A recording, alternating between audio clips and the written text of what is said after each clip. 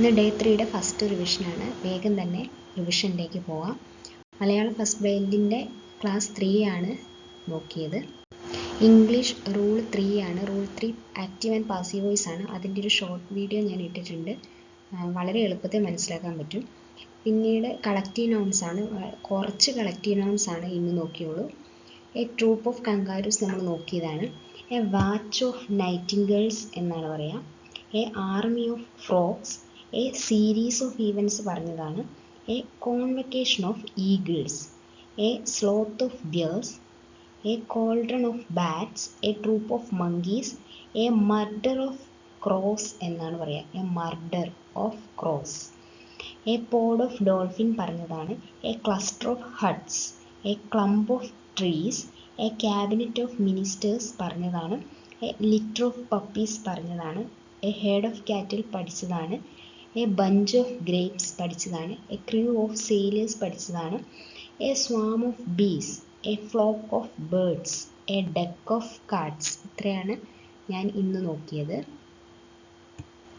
ക്ലോക്കിൻ്റെ practice questions ആണ് നോക്കിയത്. 2-3 എണ്ണേ നോക്കിയുള്ളൂ. അത് എളുപ്പമായിരുന്നു. കറണ്ട് അഫേഴ്സിൽ ഇന്ന് നോക്കാനിരുന്നത് ചെസ്സാണ്. ചെസ്സ് കുറച്ച് അധികമുണ്ട്. എനിക്ക് ഭയങ്കര ബുദ്ധിമുട്ടായിരുന്നു പഠിക്കാൻ. അത് ചെസ്സിൻ്റെ നിയന്ത്രണം ഫിഡെയാണ്. FIDE ആണ്. 1924 ജൂലൈ 20-നാണ് തുടങ്ങിയത്. ഏതൻസിലാണ് സ്റ്റാർട്ട് ചെയ്തതെങ്കിലും ഹെഡ് ക്വാർട്ടേഴ്സ് ലോസൈനാണ്, സ്വിറ്റ്സർലൻഡിൽ. നമ്മളൊരു കുടുംബമാണ് എന്നതാണ് അതിൻ്റെ ആപ്തവാക്യം. ഗ്രാൻഡ് മാസ്റ്റർ പദവി നൽകുന്നത് ഈ ഫിഡെ തന്നെയാണ്. അടുത്തത് ഒരു റേറ്റിംഗ് ആണ്. ഇതിൻ്റെ നിലവാരം മനസ്സിലാക്കാൻ വേണ്ടി, ആൾക്കാരുടെ നിലവാരം എത്രയുണ്ടെന്ന് മനസ്സിലാക്കാൻ വേണ്ടിയിട്ട് റേറ്റിംഗ് കൊടുക്കാറുണ്ട്. എലോ എന്നാണ് പറയുക. അതായത് പ്രൊഫസർ അർപ്പാട് എലോവിൻ്റെ പേരിൽ ഉള്ളതാണ് ഈ എലോ റേറ്റിംഗ്. അതിൽ ഏറ്റവും കൂടുതൽ റേറ്റിംഗ് കിട്ടിയ ആളാണ് മാഗ്നസ് കാൾസൺ. വനിതകളിലെ ഏറ്റവും കൂടുതൽ റേറ്റിംഗ് കിട്ടിയ ആളാണ് ജൂഡിറ്റ് പോൾഗാർ. ഓർത്തിരിക്കാം, കാൾസണും പോൾഗാറും. പോൾ. ഓക്കെ.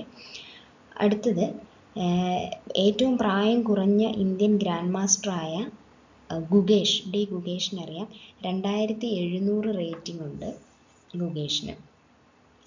ഇനി വേൾഡ് ചെസ് ചാമ്പ്യൻഷിപ്പാണ്. വനിതാ വേൾഡ് ചെസ് ചാമ്പ്യൻഷിപ്പ് നടന്നത് 2025-ലാണ്. ചൈനയിൽ വെച്ചാണ് നടന്നത്. അതിൽ ജു വെൻ ജുൻ എന്ന ആളാണ് ജയിച്ചത്. ടാൻ ഷാങ് ഹോ ആണ് 2ാം സ്ഥാനം. ജു വെൻ ജുൻ ആണ് ജയിച്ചത്. അടുത്തത് വേൾഡ് ചെസ് ചാമ്പ്യൻഷിപ്പ് തന്നെ 2024-ലാണ് പുരുഷന്മാരുടെ നടന്നത്. അതിൽ 18ാമത്തെ ആളാണ്, അതായത് 18ാമത്തെ ചാമ്പ്യനെ തിരഞ്ഞെടുക്കാൻ വേണ്ടിയിട്ടുള്ള മത്സരമായിരുന്നു.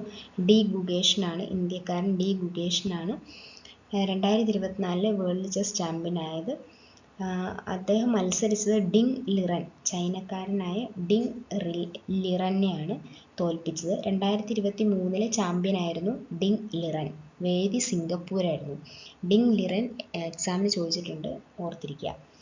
2013 മുതൽ 2021 വരെ കണ്ടിന്യൂസ് ആയിട്ട് മാഗ്നസ് കാൾസൺ ആയിരുന്നു കിട്ടിക്കൊണ്ടിരുന്നത്.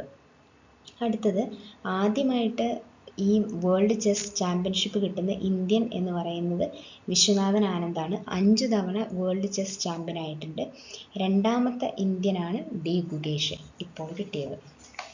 ഇനി ചെസ് ഒളിമ്പ്യാഡ് 45ാമത്തെ ചെസ് ഒളിമ്പ്യാഡാണ് 2024 നടന്നത്.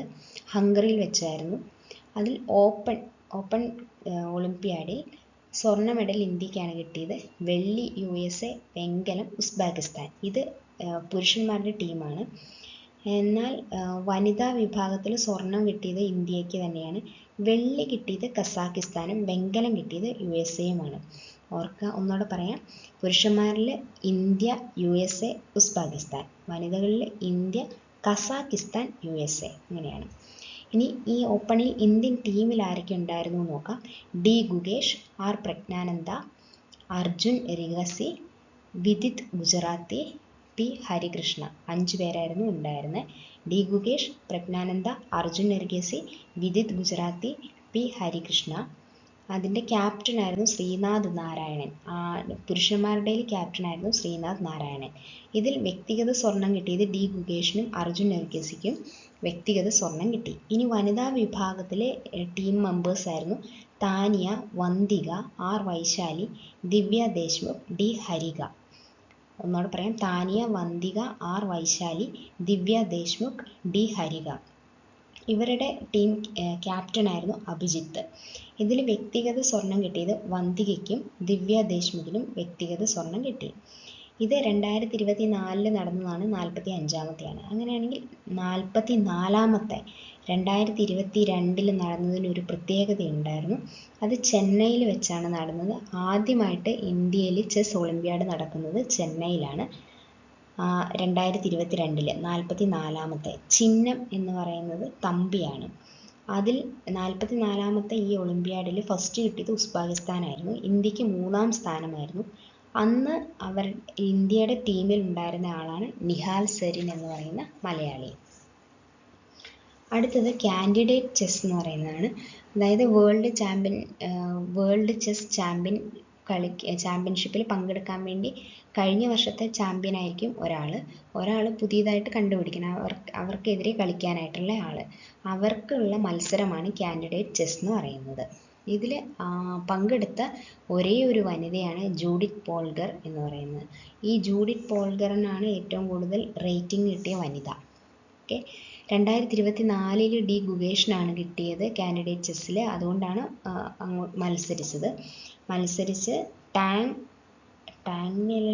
മത്സരിച്ച് ഗുഗേഷിൻ്റെ ഓപ്പോസിറ്റ് നിന്നത് ഡിങ് ലിറൻ. ഓക്കെ, അടുത്ത ഈ 2024 കാൻഡിഡേറ്റ് ചെസ്സിൽ വിമൻ നിന്നത് ടാൻ ആണ് ഫസ്റ്റ് കിട്ടിയത്. സെക്കൻഡ് കിട്ടിയത് കൊനേരു ഹംപിക്കാണ്. സെക്കൻഡ് കിട്ടിയതിൽ കാൻഡിഡേറ്റ് ചെസ്സിൽ സെക്കൻഡ് കിട്ടിയാൽ പോകാൻ പറ്റില്ല, പക്ഷേ ടാൻ പോയി. ടാനിന് മത്സരിച്ചിട്ട് സെക്കൻഡാണ് കിട്ടിയത്. ടാൻ മത്സരിച്ച് സെക്കൻഡ് കിട്ടി. ജൂ വെൻ ജൂനാണ് ഫസ്റ്റ് കിട്ടിയത്. ഓക്കെ, അടുത്ത് ഫിഡെ റാപ്പിഡ് ചെസ്സാണ്. ന്യൂയോർക്കിൽ വെച്ചാണ് നടന്നത്. റാപ്പിഡ് ചെസ്സിൽ ഫസ്റ്റ് കിട്ടിയത് മുർസിൻ എന്ന് പറയുന്ന റഷ്യക്കാരനാണ്. ഇതിലൊരു പ്രത്യേകതയുണ്ട്, മാഗ്നസ് കാൾസനെ വിലക്കി. വസ്ത്രധാരണ ചട്ടലംഘനം പറഞ്ഞ് മാഗ്നസ് കാൾസനെ വിലക്കി. അതുകൊണ്ട് അതിൽ പങ്കെടുക്കാൻ പറ്റിയില്ല. ഫസ്റ്റ് കിട്ടിയത് മുർസിൻ, റഷ്യക്കാരനാണ്. വനിതകളുടെ വിഭാഗത്തിൽ ഫസ്റ്റ് കിട്ടിയത് കൊനേരു ഹംപിക്കാണ്. കൊനേരു ഹംപിക്ക് 2ാമത്തെ തവണയാണ് റാപ്പിഡ് ചെസ്സിൽ കിരീടം കിട്ടുന്നത്. 2023 മാഗ്നസ് കാൾസനായിരുന്നു കിട്ടിയിട്ടുണ്ടായിരുന്നത്. 5ാമത്തെ തവണയാണ് 2023 മാഗ്നസ് കാൾസന് കിട്ടുന്നത്. സെക്കൻഡ് തന്നെയാണ് 2023 കൊനേരു ഹംപിക്ക് കിട്ടിയത്. പിന്നീട് ബ്ലിറ്റ്സ് ചാമ്പ്യൻഷിപ്പിൽ 2024 മാഗ്നസ് കാൾസനും ഇയാൻ എന്ന് പറയുന്ന ഒരു വ്യക്തിക്കും കൂടെയാണ് 2024 ബ്ലിറ്റ്സ് ചാമ്പ്യൻഷിപ്പ്. വിമനിൽ വരുമ്പോൾ ജൂ വെൻ ജൂണിന് തന്നെയാണ് ബ്ലിറ്റ്സ് ചാമ്പ്യൻഷിപ്പ് കിട്ടിയത്. അടുത്ത് ചെസ് വേൾഡ് കപ്പ്. 2 വർഷം കൂടുമ്പോഴാണ് നടക്കുക. ആദ്യമായിട്ട് വേൾഡ് കപ്പ് നടന്നത് 2000-ലാണ് ചൈനയിൽ വെച്ചിട്ട്. അന്ന് അതിനൊരു പ്രത്യേകതയുണ്ട്. ഷെൻയാങ് എന്ന് പറയുന്ന സ്ഥലത്ത് ചൈനയിൽ വെച്ച് നടന്ന ആദ്യത്തെ ചെസ് വേൾഡ് കപ്പ് 2000-ൽ വിന്നറാവുന്നത്, വേൾഡ് കപ്പ് കിട്ടിയത് വിശ്വനാഥ് ആനന്ദിനാണ്. ആദ്യത്തെ വേൾഡ് കപ്പ് 2025 ഇന്ത്യയിൽ വെച്ചിട്ടാണ് ചെസ് വേൾഡ് കപ്പ് നടക്കുന്നത്. 2023 ബാക്കു, അസർബൈജാനിലെ ബാക്കുവിൽ വെച്ചിട്ടായിരുന്നു നടന്നത്. മാഗ്നസ് കാൾസൺ ആയിരുന്നു വിന്നർ. 2021 സോച്ചി, റഷ്യയിലെ സോച്ചി എന്ന സ്ഥലത്ത് വെച്ച് നടന്നതിൽ ജാൻ ഡൂഡ എന്ന് പറയുന്ന ആൾക്കായിരുന്നു കിട്ടിയത്. ഇനി വേൾഡ് ജൂനിയർ ചെസ് ചാമ്പ്യൻഷിപ്പാണ്. 20 വയസ്സിൽ താഴെയുള്ള ആൾക്കാർക്ക് ആണ് ഇതിൽ വരിക. ആദ്യമായിട്ട് ഈ വേൾഡ് ജൂനിയർ ചെസ് ചാമ്പ്യൻഷിപ്പ് നടത്തിയത് 1951-ലാണ്.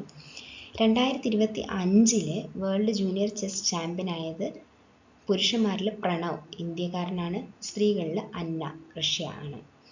2024 കാസിബെക്, കസാഖിസ്ഥാനാണ്. സ്ത്രീകളിൽ ഇന്ത്യക്കാരി ദിവ്യ ദേശ്മുഖിനാണ് കിട്ടിയത് ജൂനിയർ ചെസ് ചാമ്പ്യൻഷിപ്പിൽ കേട്ടോ, 2024. ഇനി ലോകത്തിലെ ഫസ്റ്റ് ചെസ് ചാമ്പ്യൻ എന്ന് പറയുന്നത് വിൽഹം എന്ന് പറയുന്ന ആളാണ്. മികച്ച ചെസ് കളിക്കാർക്ക് നൽകുന്നതാണ് ചെസ് ഓസ്കാർ എന്ന് പറയുന്നത്. ചെസ് ഓസ്കാർ നൽകി തുടങ്ങിയത് 1997 മുതലാണ്. ഇനി പ്രായം കുറഞ്ഞ ഗ്രാൻഡ് മാസ്റ്റർ എന്ന് പറയുന്നത് സെർഗി കർജാക്കിൻ എന്ന് പറയുന്ന ആളാണ്.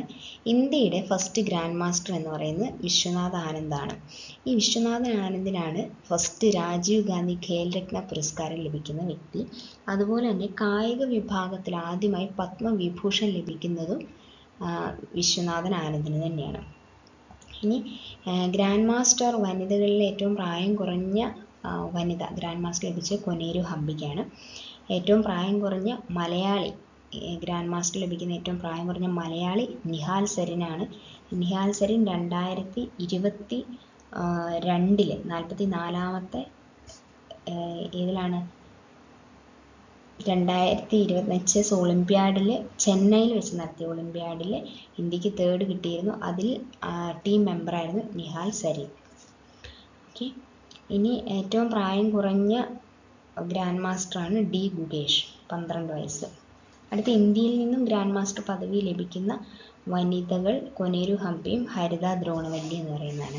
ഇത്രയും വളരെ കഷ്ടപ്പെട്ടാണ്, തലയിൽ നിൽക്കുന്നില്ല. 2-3 വട്ടം നമ്മൾ റിവിഷൻ ചെയ്യുമ്പോൾ അത് ഓക്കെ ആയിക്കോളും. പിന്നെ ഇംഗ്ലണ്ടിലെ രക്തരഹിത വിപ്ലവം എന്ന് പറയുന്നതാണ് വേൾഡ് ഹിസ്റ്ററിയിൽ ഞാൻ പഠിക്കാനെടുത്തത്. അതിൽ കുറേ കാര്യങ്ങളുണ്ട്, കഥ പോലെ പഠിക്കാനുള്ളതുണ്ട്. ഞാൻ അതിലെ കീ പോയിൻറ്റ്സ് മാത്രമാണ് ഇപ്പം ഇവിടെ പറയുന്നുള്ളൂ. കീ പോയിൻറ്റ്സ് വെച്ചിട്ട് ഞാനൊരു ഓർത്തിരിക്കാൻ, അതായത് നമുക്ക് എക്സാമിന് വരുന്നത് ഏത് വിപ്ലവവുമായി ബന്ധപ്പെട്ടിരിക്കുന്നു, ഏതെങ്കിലും ടേം ആയിരിക്കും ചിലപ്പോൾ ചോദിക്കുക, അല്ലെങ്കിൽ ആൾക്കാരുടെ പേരായിരിക്കും ചോദിക്കുക. അപ്പോൾ നമുക്ക് പെട്ടെന്ന് കൺഫ്യൂഷൻ ആയിപ്പോകും. അങ്ങനെ കൺഫ്യൂഷൻ ആവാതിരിക്കാൻ വേണ്ടിയാണ് ഓരോ വിപ്ലവത്തിനും അതിൻ്റെ കീവേഡ്സ് വെച്ചിട്ട് ഒരു സ്റ്റോറി ഉണ്ടാക്കി ഞാൻ ഇട്ടിട്ടുണ്ടായിരുന്നു, ഷോർട്ട് വീഡിയോ ഇട്ടിട്ടുണ്ടായിരുന്നു. അത് കാണാത്തവർ ഒന്ന് കണ്ടു നോക്കുക. അപ്പോൾ ഇതിൽ കീവേഡ്സ് മാത്രം പറയാം. ഒന്ന് പ്യൂരിറ്റൻ വിപ്ലവമാണ് എന്നറിയപ്പെടുന്നു. 1940 ആഭ്യന്തര കലാപം ഉണ്ടാവുന്നു. 1688 ഈ ഇംഗ്ലണ്ടിലെ വിപ്ലവം എന്ന് പറയുന്ന ഈ രക്തരഹിത വിപ്ലവം ഉണ്ടാവുന്നത്. സ്റ്റുവർട്ട് രാജവംശം, ജെയിംസ് 1 രാജാവ്, ബിഷപ്പില്ലെങ്കിൽ രാജാവ് പറയുന്ന രാജാവിൻ്റെ ഒരു കോട്ടുണ്ട്. ചാൾസ് 1 രാജാവ് പാർലമെൻറ്റിൻ്റെ മാതാവ് എന്നറിയപ്പെടുന്നു. 1628 പെറ്റീഷൻ റൈറ്റ്സ്, പാർലമെൻറ്റിനെ പിരിച്ചുവിടുന്നു, പിന്നെ തിരിച്ചു വിളിക്കുന്നു, ലോങ് പാർലമെൻറ്റ് എന്നറിയപ്പെടുന്നു. പിന്നെ ചാൾസ് 1 കാലത്താണ് ആഭ്യന്തര കലാപം ഉണ്ടാകുന്നത് 1642. പിന്നെ പാർലമെൻറ്റും സൈന്യവും ഉണ്ടാക്കുന്നു. ന്യൂ മോഡൽ ആർമി എന്ന പേരിൽ ഒലിവർ ക്രോംവെൽ വരുന്നു. ഭരണ സംവിധാനം പ്രൊട്ടക്ടറേറ്റ് ഒക്കെ ഉണ്ടാക്കുന്നു. പിന്നീട് ചാൾസ് 2 വരുന്നു. ഹേബിയസ് കോർപ്പസ്, ജെയിംസ് 2 വരുന്നു.